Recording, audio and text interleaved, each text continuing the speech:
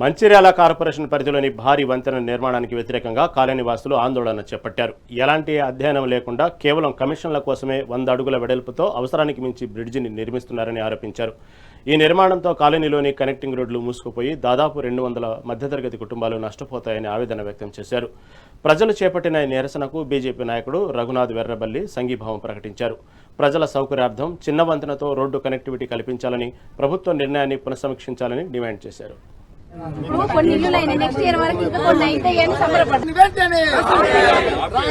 రాళ్లవాగు మీద వంతెన నిర్మాణాన్ని వెంటనే ఎమ్మెల్యే మొండి వైఖరి. సన్ సిటీలో ఉంటున్న కుటుంబాలను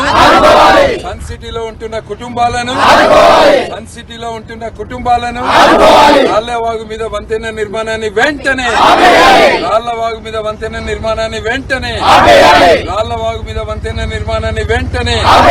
సన్ సిటీ ప్రభుత్వం.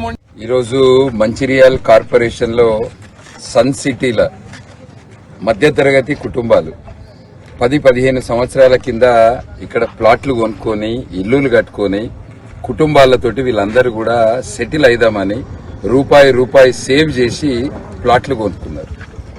అభివృద్ధి పేరు మీద, డెవలప్మెంట్ పేరు మీద అవసరం లేని బ్రిడ్జిని కడుతున్నారు. ఈ బ్రిడ్జ్ కేవలం కమిషన్ల కొరకు కడతారు. ఈ బ్రిడ్జ్ ఇక్కడ వాగు ఎంత పెద్ద వాగు, ఇది వర్షాకాలం ఎన్ని నీళ్లు వస్తాయి ఈ వాగు మీద, ఆ నీళ్ల కొరకు ఎంత సైజు బ్రిడ్జ్ కావాలి, దాని వెడల్పు ఎంత ఉండాలి, దాని ఎత్తు ఎంత ఉండాలి, ఎటువంటి శాస్త్రీయ ప్రక్రియ లేకుండా కేవలం అంతర్గాం మంచిర్యాల మధ్యలో ఏదైతే గోదావరి మీద వంతెన ఉందో ఆ వంతెన కొరకు 165 కోట్లు శాంక్షన్ అయినాయి. ఆ 165 కోట్లతోటి ఇక్కడ కొత్త రోడ్డు కట్టాలనే ఆలోచనతోటి ఎటువంటి సైంటిఫిక్ టెక్నికల్ స్టడీ చేయకుండా, ఎటువంటి ఫీజిబిలిటీ స్టడీ చేయకుండా, కుటుంబాలను పిలిచి వాళ్ళతోటి మాట్లాడకుండా ఇవాళ బ్రిడ్జ్ పనులు చేపట్టడం జరిగింది. అవసరం కంటే చాలా ఎక్కువ వెడల్పు, 40 ఫీట్లు 60 ఫీట్లు కావాల్సిన బ్రిడ్జిని 100 ఫీట్లు కడతాను. హైట్ ఇప్పుడున్న రోడ్ హైట్ కంటే కొంచెం లేపుకుంటే సరిపోతుంది. ఏదైతే కార్మెల్ స్కూల్ దగ్గర ఇదే రాళ్లవాగు మీద, అక్కడ కూడా రాళ్లవాగు వెడల్పు ఇంతే, అక్కడ కూడా రాళ్లవాగులో వచ్చే వరద ఇంతే వర్షాకాలంలో, ఇక్కడికంటే ఏం తక్కువ రాదు. అక్కడ అదే బ్రిడ్జ్ అదే వెడల్పు తోటి అదే హైట్ తోటి ఇక్కడ కడితే ఇక్కడ ఉన్న ఈ ప్రాంత ప్రజలకు ఇలా సమస్య పరిష్కారం అవుతుంది.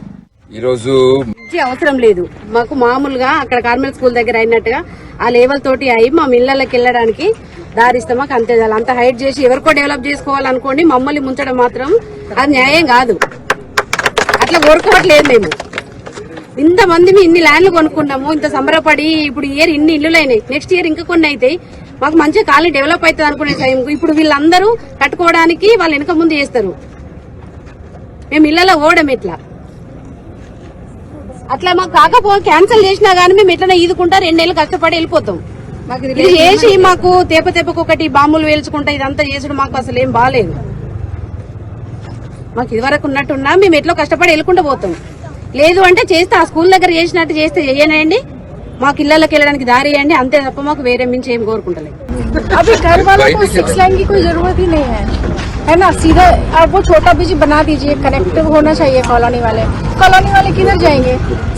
छोटा ब्रिज बना के यहाँ से रोड दे दीजिए, कनेक्ट कर दीजिए उसको रोड को। इतना बड़ा ब्रिज बनाएंगे तो ये पूरा कॉलोनी यहाँ पे 100 लोग हैं, वो सब किधर जाएंगे?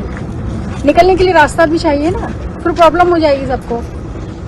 इसीलिए अब रोड बना रहे तो पब्लिक के लिए ना, उनकी अच्छे के लिए कि आने जाने का रास्ता, सेफ्टी, सिक्योरिटी, उसके लिए।